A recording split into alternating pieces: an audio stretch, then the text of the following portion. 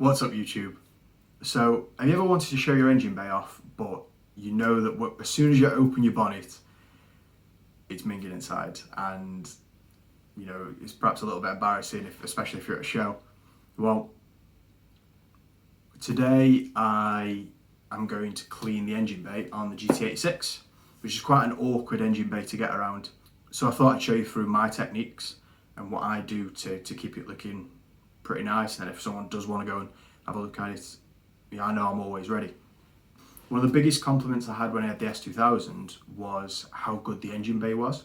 It really made me feel good, especially when it was pretty standard looking outside, and then I opened the engine bay and it was all decked out. It was all, realistically it was just silicone and what have you, but it was always pristine in there.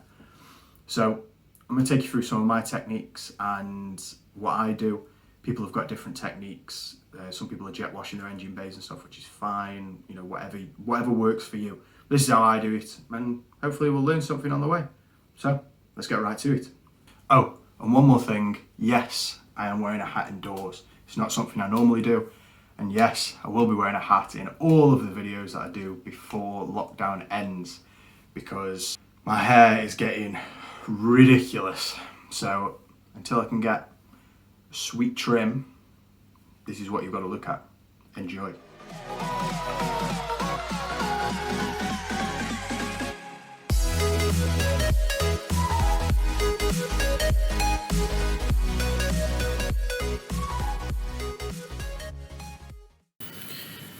So this is my engine bay, but when I came to watch the video back, I was actually talking live.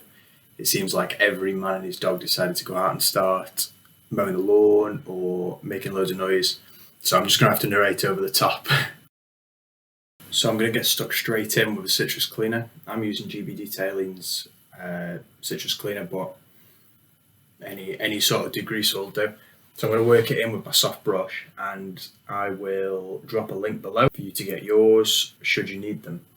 So I like to work front to back. Once it's worked in, I'm just going to let it sit for a little while and move on to the airbox and the other plastics. These are a little bit easier to clean than the bulkheads because they don't seem to really get dried on with dirt as much. So I'm just going to spray them down again, and exactly the same as before. I'm going to work it in with the soft brush, and then I'm going to let it sit. This will really lift the dirt out and make it a lot easier when it comes to steaming to remove all of that dirt. As you can see, some of the areas are really stubborn, especially if they're cast. But obviously the important bit is just the prep work before you start steaming to really work that product in there. It'll make your life a lot easier further down the line. You see all the dirt that's coming off on that fuse box. It was obviously looked pretty black on the video, but it is pretty minging. So I'm going to start steaming now. I'm going to try and avoid all the electrical connectors and stuff like that. Steaming it's not as bad as using the hose or jet wash or whatever, but still you've got to be careful around those electrics. So I'm going to take a cloth and I'm just going to start mopping up the water and what's left of the product and the dirt as best I can. You're going to get smashed fingers by doing this. There's so many edges and stuff, so it's probably for the best that I've had to narrate over the top, because there's a few bleeping out moments. So it's best to use cloths here that you don't mind throwing away, because obviously they're going to get minging, there's greases and all sorts in your engine bay. Just try and, because I go from front to back, I don't tend to miss too many spots. It gives you a little system to work on, but the dirtiest bit is going to be the bulkhead at the back of the engine bay. So I usually try and leave that for last. Because it's super satisfying when you steam off all that dirt. So I'm just going to speed it up a little bit here, because I'm just working my way through. More product if needed in places, and just trying to wipe off the best I can. You'll start to see the colours start changing on the plastics now. and it is so satisfying, especially on the flat surfaces. I mean, you might be looking, you might just have engine covers, big pieces of flat plastic, and you're onto a winner. But I do not have that luxury. So, and move on to the strut towers and places like that. But these are proper bogging. Little bits that I've missed, or they've got like baked on dirt. And then I'm just going to carry on working through like I did the rest of the engine bay.